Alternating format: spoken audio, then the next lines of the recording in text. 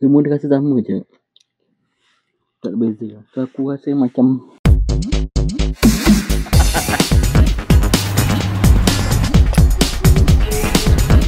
sikit lagi. Oi, sumpah.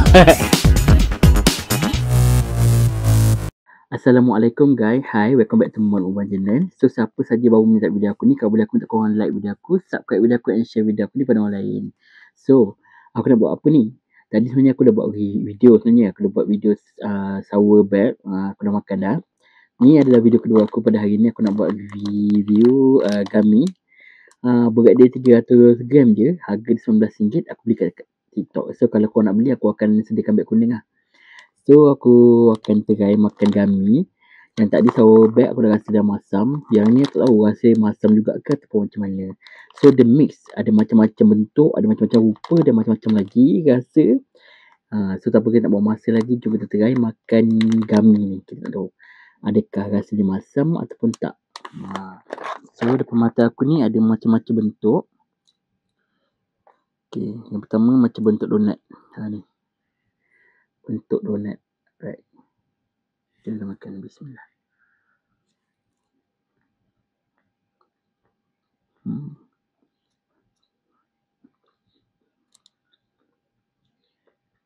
Sedap.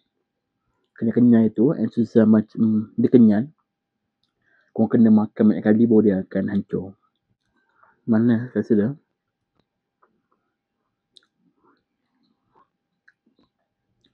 So yang kedua pula kita akan makan yang bentuk macam telur rebus. Dia rasa manis, dia tak ada rasa masam. Seterusnya kita makan kepala unicorn.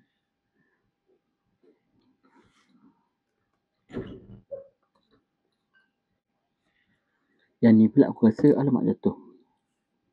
Yang ni pula aku rasa macam bentuk katak. Katak.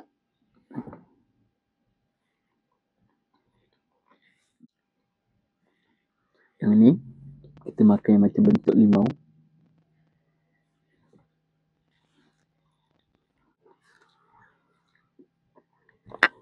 Macam bentuk ikan paus.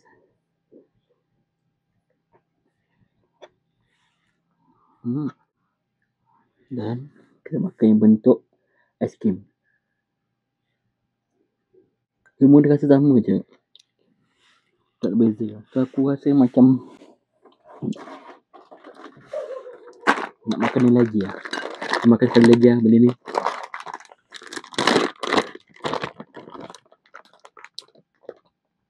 Tadi aku dah buat video. So memang rasa dia masam. Warna merah masam. So kita makan lagi yang lain. Apa lagi yang ada? Aku nak try yang warna hijau ni lah.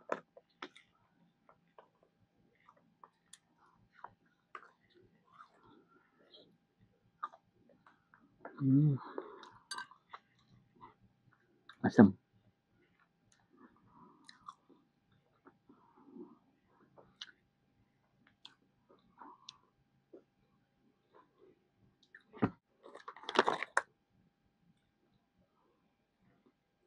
Ni tak tahu bentuk apa ni. Alamak jatuh lagi. Aku tak tahu bentuk apa.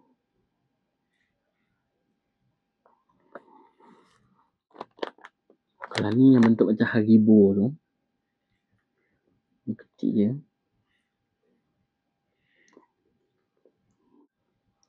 Ni bentuk love. Yang last kita makan yang ni. Kita bentuk ulat atau cacing.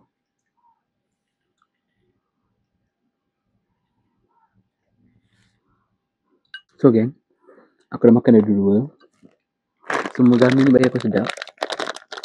Memang sangat sedap lah, manis. Tak rasa masam-masam pun. Memang sesuai nak bagi kat budak-budak.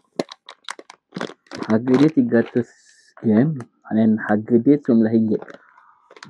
Aku beli yang sour ni tadi pun sangat sedap tapi masam sikit lah. Rasa budak-budak tak suka sangat lah, tapi boleh je nak try.